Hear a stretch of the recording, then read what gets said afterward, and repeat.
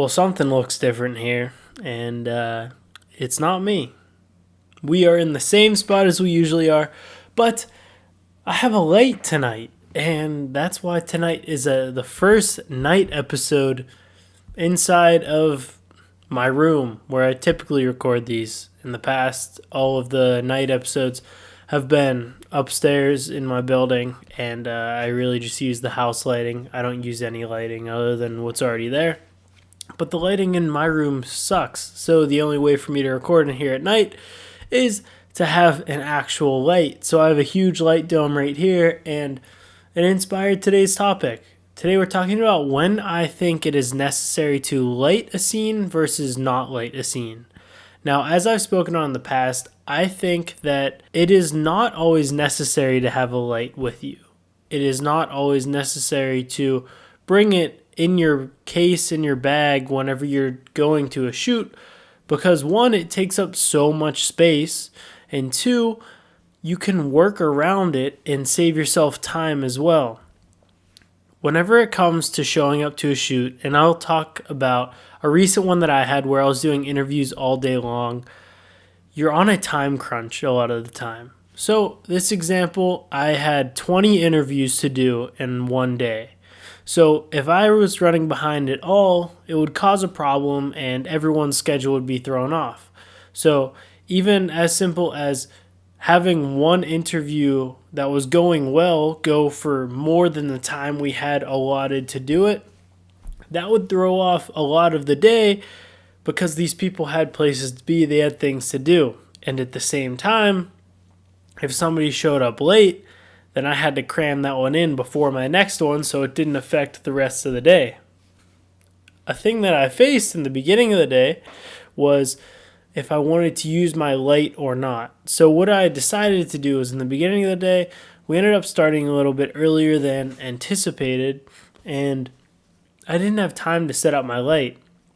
Whenever I set up the light, I have my C-stand, I have the light, I have the big light dome, and it probably takes about 5 to 10 minutes to set up, which doesn't sound like that long, but it is long whenever it comes to actually going ahead and doing it. So whenever you have your client right there waiting for you to be ready to go, you just have to be ready to go. You don't have time to sit there and dilly-dally whenever you're supposed to be interviewing somebody right now.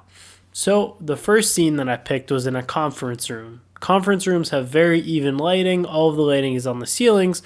So as long as I put the subject in the right place, it would work. As long as I put the subject in a place that the shadows wouldn't be too hard on their face, it would work. And then I also knew that I wanted to do a scene in maybe the warehouse or somewhere like that. So that's what I did. I did the conference room in the front half of the day whenever I needed to cram a bunch in early. And then I had a lunch break. So during that lunch break, I had plenty of time and didn't waste anybody's time setting up my light. And then we could do the back half in the warehouse. It worked out just like that. The reason that I brought a light for this shoot is because I was at a construction company's office. Offices are such a wild card whenever it comes to lighting. Sometimes they are gorgeous and they have this beautiful natural lighting and you don't need a light at all. But also sometimes if it's in a corporate environment and the only place where you have to interview somebody is a cubicle, you have no choice but to light it, because if you don't light it, it's going to look very, very bland. And no matter how great of a colorist you are, no matter how great of a cinematographer you are, you can only do so much with it. You can't really do a whole lot aside from capturing what you normally would expect to capture in a scene like that.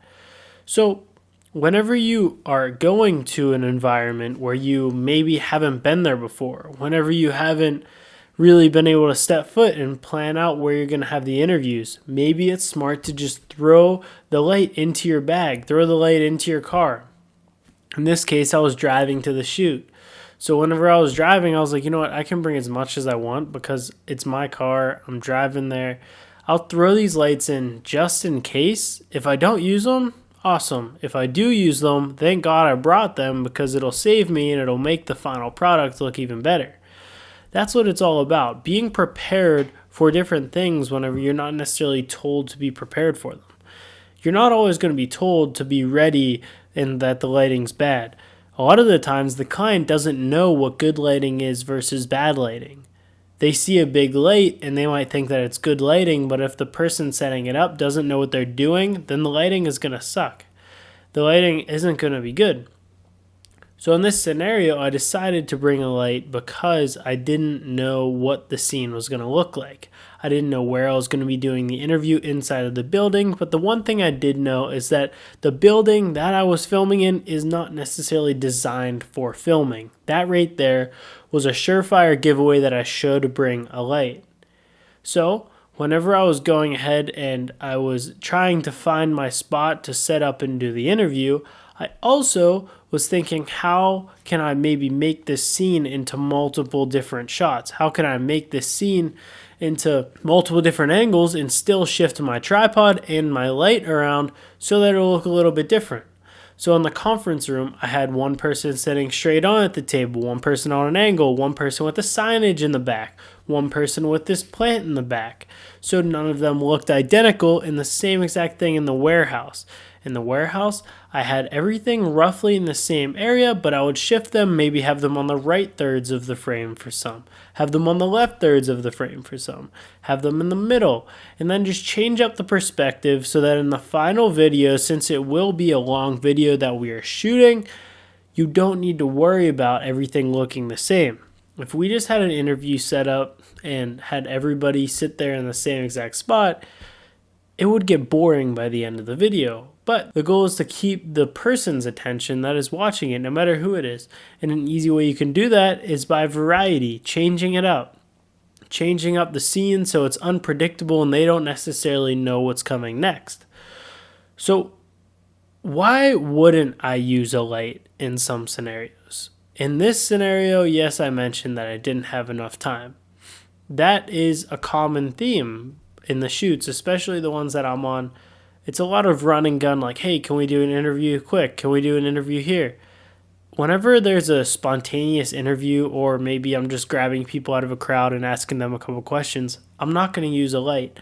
It's a waste of time. Just find where you can make it look good. Just find the best bet, and that's all you got to do. That's all you really have to work with. Another time is maybe somebody's super crunched on time and you don't have time to set up a light. Then don't use it. But if you don't have a light, what are some workarounds that you can do? What are some workarounds that you can use to your advantage? So maybe it looks like you lit the scene, or your footage still looks good, but you have the minimal amount of gear possible. One easy thing that you can do is set up by a window. So whenever I film in this room during the day, if you've watched any of the podcasts in the past, I'm filming in the same spot. But typically, instead of it being lit from this side, it's being lit from this side. You know why? You see this right here? That's a window. The window provides a lot of light. Another tip on top of that, which kind of is like 1B, if it's a super sunny day and the sun is just blasting in here and I use that natural light, there's going to be a hard shadow on my face. I don't necessarily want there to be a hard shadow. An easy workaround is put the blind down, it softens it, it acts like this softbox that I have on this light right now, and then the shadow won't be as hard from my nose on the side of my face. So if you've seen a light right here like this one, I have the light dome on the light. If you don't use the light dome, it's just a hard light. There is a stylistic time where you can use it for that, but that's not necessarily what I usually am going for. It's usually safe to bet that if you have a light, you should have a softbox. It's an easy rule of thumb.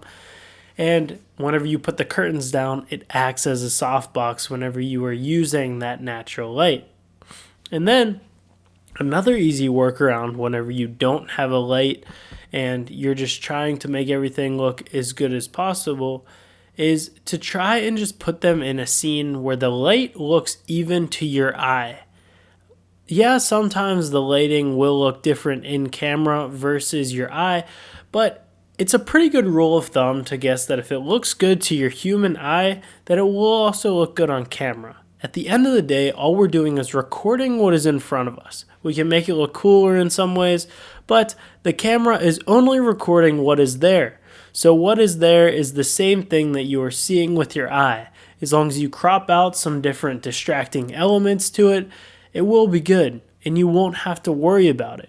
Like I said, I was in a conference room that had even top lighting, so I used it. I wasn't really worried about it and it ended up turning out good. But if you're in a really dark scenario or a scenario with very harsh lighting, that's probably not the best bet. Look at your subject's face. That's the easiest way to identify it. If they have a hard shadow, it's probably not a great spot to film your interview.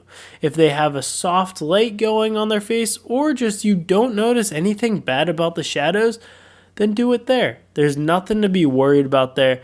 There's nothing to shy away from if you don't have a light. Me personally, I only have these 2 tube lights that I barely ever even use. In 90% of my shoots, I'm not using lighting. I'm doing interviews without lighting, finding the workarounds, making sure that the window is in their face and not behind them. If that window that you're using for your natural light is behind you, it's just going to wash you out. For example, if this wall was super bright, if that was a window behind me and it was daytime, I would be totally dark because that is a lot brighter than I am. So if I wanted to expose myself to actually just show me and not the background, that would be completely washed out. But if you just turn a little bit and use that lighting as your natural light, it will be perfect. A time where I find this is hard to do is when shooting real estate. When shooting real estate, a lot of the agents, whenever they're talking on camera, they want the view of the place to be behind them. Realistically, this isn't doable. If they want the final product to be good, then you kind of have to sacrifice in a way. An easy workaround whenever you're talking to them is just say, hey, if you're in front of the window, I won't be able to see you. We have to pick between you or the window. So an easy alternative is we will shoot you next to the window so you still see the window is there, but then I will also get shots of the view without you in it. Or maybe even with you in it. We can get it with you looking out the window. So then while they're talking about the view, you can be showing shots of the exact view that they're talking about. You don't want to have somebody washed out with the windows behind them. This is also a reason that if you talk to a lot of photographers or filmmakers, the best time to shoot portraits whenever you're looking for that natural lighting is typically on an overcast day. An overcast day allows for just pretty much one big softbox in the sky. It allows for just even lighting on absolutely everything.